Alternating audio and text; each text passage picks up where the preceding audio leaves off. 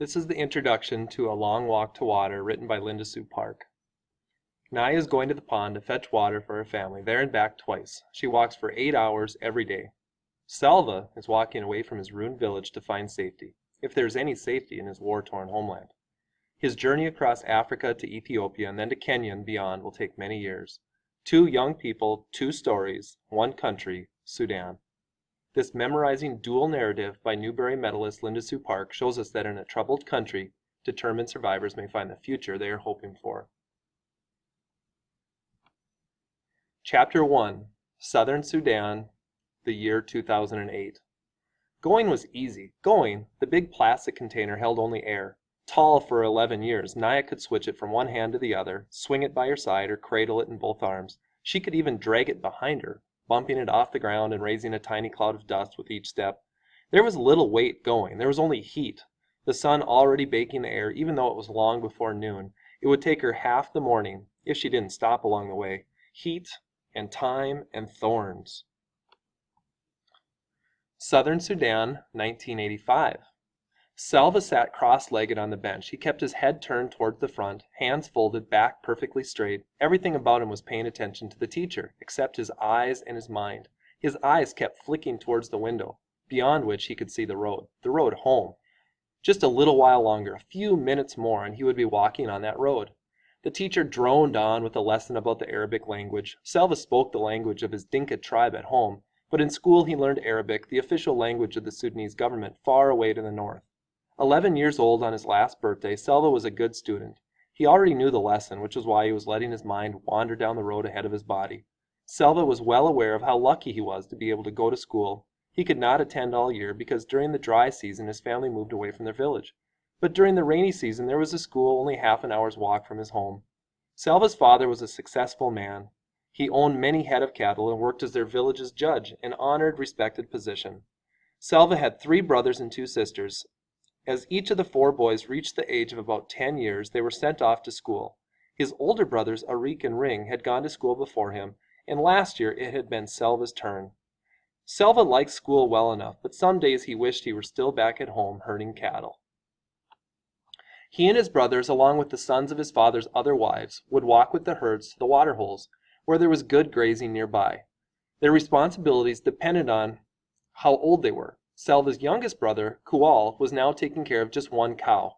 Like his brothers before him, Kual would be in charge of more cows every year. Before Selva had begun going to school, he had helped look after the entire herd and his younger brother as well. The boys had to keep an eye on the cows, but the cows did not need much care. That left plenty of time to play.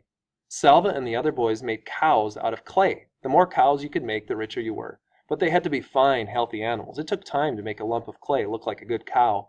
The boys would race each other to see who could make the most and the best cows. Other times they would practice with their bows and arrows, shooting at small animals or birds. They weren't very good at this yet, but once in a while they got lucky.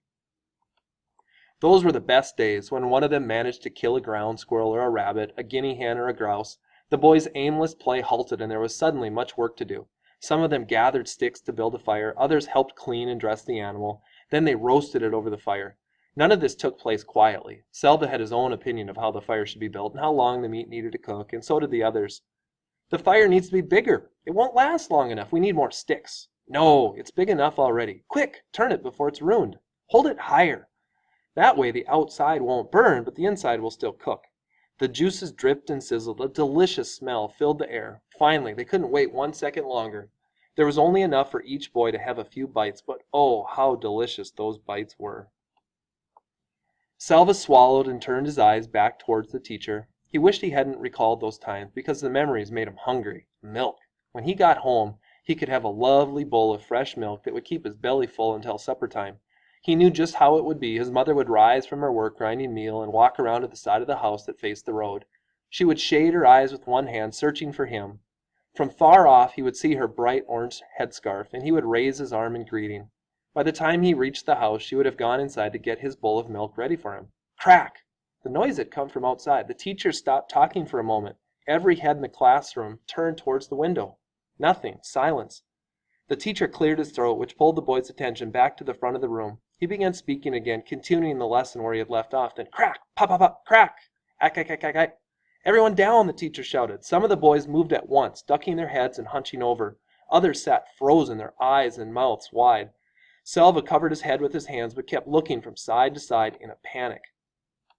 The teacher edged his way to the window. He took a quick peek outside. The noise had stopped, but now the boys could hear people shouting and running. "Go quickly, all of you," the teacher said, his voice low and urgent. "Into the bush, do you hear me? Not home. Don't run home. They will be going into the villages. Stay away from the villages. Run into the bush."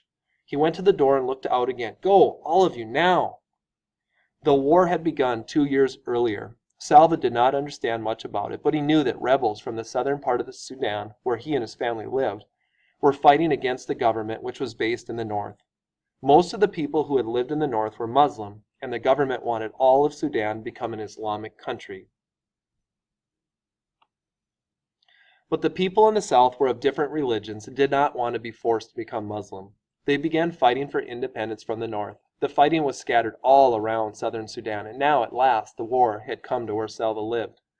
The boys rose to their feet. Some of them were crying. The teacher began guiding the students out the door.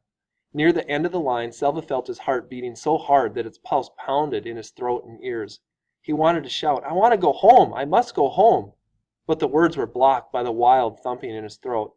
When he got to the door, he looked out. Everyone was running, men, children, women carrying babies. The air was full of dust that had been kicked up from all those running feet. Some of the men were shouting and waving guns. Selva saw all this with one glance. Then he was running too, running as hard as he could into the bush, away from home.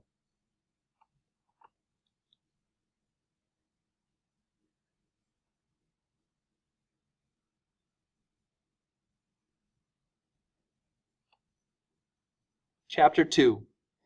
The story so far.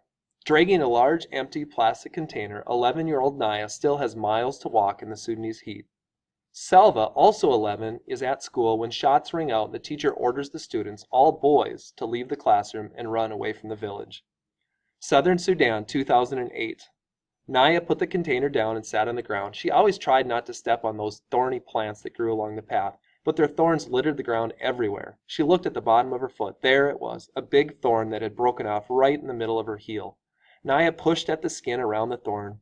Then she picked up another thorn and used it to poke and prod at the first thorn. She pressed her lips together against the pain. Southern Sudan, 1985.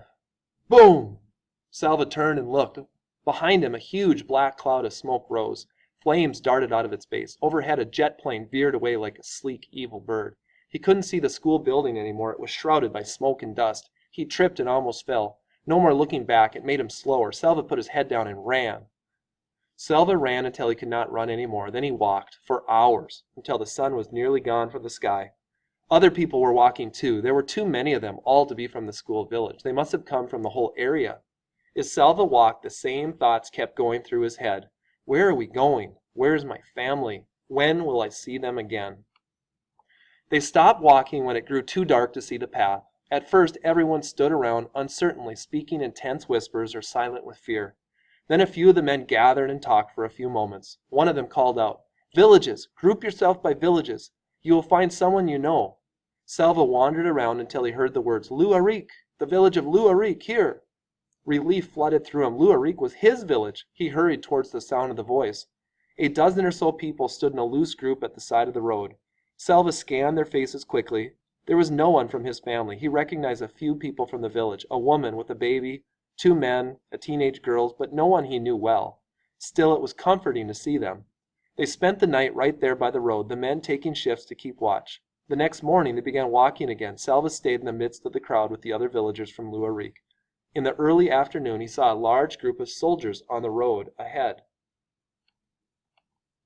Word passed through the crowd, "It's the rebels, those who were fighting against the government." Selva passed several rebels waiting by the side of the road. They each held a big gun. Their guns were not pointed at the crowd, but even so the soldiers seemed fierce and watchful.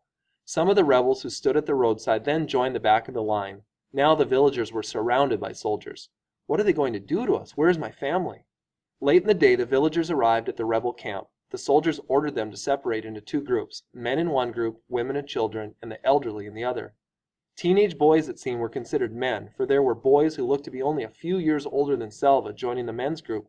Selva hesitated for a moment. He was only 11, but he was the son of an important family. His father always told him to act like a man, to follow the model of his older brothers, and set a good example for Kual. Selva took a few steps towards the men. "Hey!" A soldier approached Selva and raised his gun. Selva froze. All he could see was the gun's huge barrel, black and gleaming as it moved towards his face. The end of the barrel touched his skin. Selva felt his knees turn to water. He closed his eyes. "If I die now, I will never see my family again." Somehow this thought strengthened him enough to keep him from collapsing in terror. He took a deep breath and opened his eyes. The soldier was holding the gun with only one hand. He was not aiming it. He was using it to lift Selva's chin so he could get a better look at his face. "Over there," the soldier said. He moved the gun and pointed it towards the group of women and children. "You are not a man yet. Don't be in such a hurry." The man laughed and clapped Selva on the shoulder. Selva scurried over to the women's side. The next morning the rebels moved on from camp. The village men were forced to carry supplies, guns and mortars, shells and radio equipment. Selva watched as one man protested that he did not want to go with the rebels. The soldier hit him in the face with the butt of a gun. The man fell to the ground, bleeding. After that, none of the men objected. They shouldered the heavy equipment and left the camp. Everyone else began walking again. They took the opposite direction from the rebels. For whatever the rebels went, there would be fighting. Selva stayed with the group from Luarik. It was a smaller group now, without the men, and except for the infant, Selva was the only child. That evening they found a barn in which to spend the night. Selva tossed restlessly in the itchy hay. Where are we going? Where is my family? When will I see them again? It took him a long time to fall asleep. Even before he was fully awake, Selva could feel that something was wrong. He lay very still with his eyes still closed, trying to sense what it might be. Finally he sat up and opened his eyes. No one else was in the barn. Selva stood so quickly that for a moment he felt dizzy. He rushed to the door and looked out. Nobody. Nothing. They had left him. He was alone.